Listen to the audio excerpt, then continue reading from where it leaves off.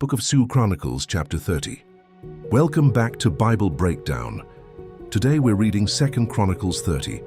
After restoring the temple and its worship, King Hezekiah wanted the entire nation to return to the Lord. This chapter tells the story of the Passover celebration that had been neglected for many years. Hezekiah doesn't invite only Judah, he also reaches out to the remaining people of Israel, calling them to humble themselves and come back to God. Some reject the invitation, but many respond in faith. This chapter reminds us that God welcomes those who sincerely turn back to Him. Hezekiah sent word throughout all Judah and Israel. He also wrote letters to Ephraim and Manasseh, inviting the people to come to the house of the Lord in Jerusalem to celebrate the Passover to the Lord, the God of Israel. The king, his officials, and the whole assembly in Jerusalem decided to celebrate the Passover in the second month because they had not been able to celebrate it at the proper time. There were not enough priests who had consecrated themselves, and the people had not yet gathered in Jerusalem. The plan pleased the king and the entire assembly, so they made a proclamation throughout Israel, from Beersheba to Dan, inviting everyone to come to Jerusalem and celebrate the Passover to the Lord, the God of Israel, because it had not been celebrated in great numbers according to what was written. Couriers traveled throughout Israel and Judah with letters from the king that said, "People of Israel, return to the Lord, the God of Abraham, Isaac, and Israel, so that he may return to those of you who remain and have escaped from the hand of the kings of Assyria.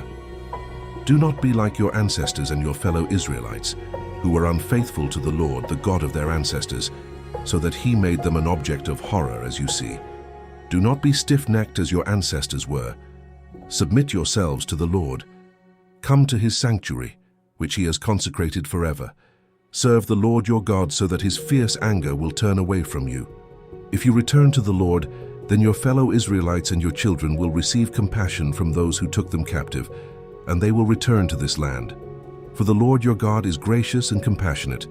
He will not turn his face away from you if you return to him." The couriers went from city to city throughout Ephraim, Manasseh, and as far as Zebulun. Some people laughed at them and mocked them.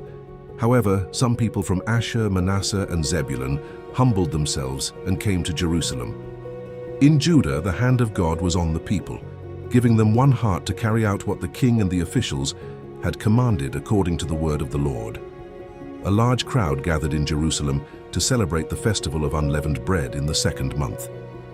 The people removed the pagan altars from Jerusalem and threw all the incense altars into the Kidron Valley. They slaughtered the Passover lamb on the 14th day of the second month. The priests and Levites were ashamed, so they consecrated themselves and brought burnt offerings into the house of the Lord. They took their assigned places according to the law of Moses. The priests sprinkled the blood that was handed to them by the Levites.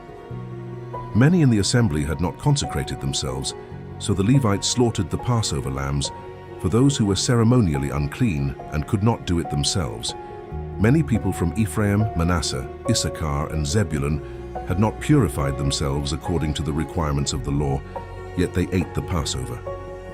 Hezekiah prayed for them, saying, "May the Lord, who is good, pardon everyone who sets their heart on seeking God, the Lord, the God of their ancestors, even if they are not ceremonially clean according to the rules of the sanctuary." The Lord heard Hezekiah's prayer and healed the people. The Israelites who were present in Jerusalem celebrated the festival of unleavened bread for 7 days with great joy. Every day the Levites and priests praised the Lord with loud instruments. Hezekiah encouraged all the Levites who served the Lord with skill and understanding. The people ate the festival meals for the 7 days, offered fellowship offerings, and gave thanks to the Lord, the God of their ancestors.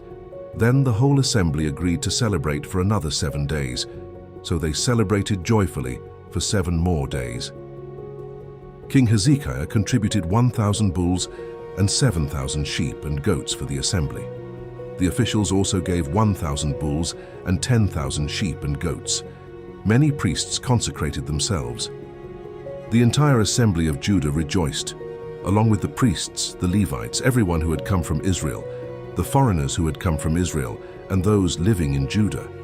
There was great joy in Jerusalem because nothing like this had happened there since the days of Solomon, son of David, king of Israel.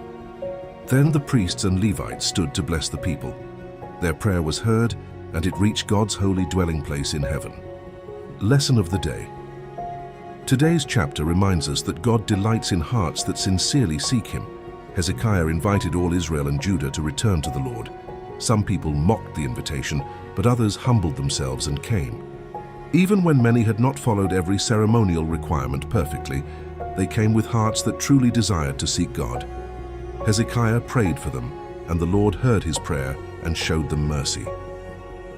This chapter also reminds us that true worship brings joy. When God's people gathered with humble hearts, removed their idols, and worshipped according to His word, the celebration became so joyful that they extended it for another 7 days. God is gracious and compassionate to those who genuinely turn back to Him. If you're enjoying these Bible breakdowns and want to support what we're building, you can check out our merch at BibleBreakdownsDaily.com. It's just a small way to carry the message with you. I'll see you in the next chapter.